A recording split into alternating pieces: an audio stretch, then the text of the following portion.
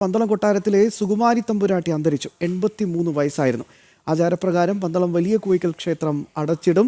അയ്യപ്പ സംഗമ ദിവസമായ 20-ന് ക്ഷേത്രം അടഞ്ഞുകിടക്കും. പന്തളത്തെ വിശ്വാസ സംഗമ ദിനമായ 22-നായിരിക്കും ഇനി നട തുറക്കുക. വിവരങ്ങളുമായി മിഥുൻ മുരളി ചേരുകയാണ്. മിഥുൻ, എന്താണ് വിശദാംശം?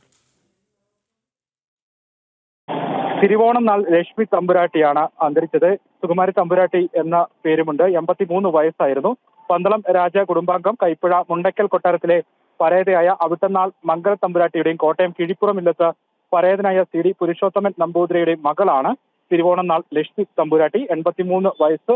ഇന്ന് ഉച്ചയ്ക്ക് 2:45 തിരുവനന്തപുരത്ത് വീട്ടിൽ വെച്ചായിരുന്നു അന്ത്യം. ഭർത്താവ് തൃപ്പൂണിത്തുറ കോവിലകത്ത് പരേതനായ രവിവർമ്മ തമ്പുരാനാണ്. മക്കൾ സുഭഗ വർമ്മ, ചിത്ര വർമ്മ, റിട്ടയർഡ് അധ്യാപിക, RRV സ്കൂളിലെ കിളിമാനൂരിലെ അധ്യാപികയാണ് ചിത്ര വർമ്മ മകൾ. മരുമകൾ സജീവ്, സുഭാഷ് വലവൂർ എന്നിവരാണ്. അശൂലം ആയതിനാൽ പന്തളം വലിയ കോയിക്കൽ ധർമ്മശാസ്ത്ര ക്ഷേത്രം ഇന്നു മുതൽ അടച്ചിരിക്കുകയാണ്. ഇനി ശുദ്ധിക്രിയകൾക്ക് ശേഷം സെപ്റ്റംബർ 22-നാണ് തുറക്കുക. സംസ്കാര ചടങ്ങുകൾ പിന്നീട് നിശ്ചയിക്കും. 22-ാം തീയതിയാണ് പന്തളത്ത് വിശ്വാസ സംഗമം, അയ്യപ്പ വിശ്വാസ സംഗമം നടക്കുന്നത്. അന്നാണ് ശുദ്ധിക്രിയകൾക്ക് ശേഷം ഇനി പന്തളം ക്ഷേത്രം നട തുറക്കുക. സംസ്കാര ചടങ്ങുകളിലെ മിഥുൻ തുടരാം. ആ പോയിന്റ് കൂടി പൂർത്തിയായിക്കോളൂ. സംബന്ധിച്ചിട്ടുള്ള തീരുമാനം പിന്നീടായിരിക്കും അറിയിക്കുക. അത് സംബന്ധിച്ചിട്ടുള്ള അറിയിപ്പ് ഇതുവരെയും കൊട്ടാരത്തിൽ നിന്ന് ലഭ്യമായിട്ടില്ല. അതായത് ഇനി വലിയ കോയിക്കൽ ക്ഷേത്രം നട തുറക്കുക.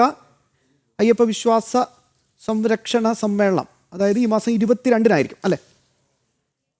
തീയതി ശുദ്ധിക്രിയകൾക്ക് ശേഷം നട തുറക്കും. അന്ന് തന്നെയാണ് പ്രധാനപ്പെട്ട വിശ്വാസ സംഗമം ദിവസവും അന്നാണ്.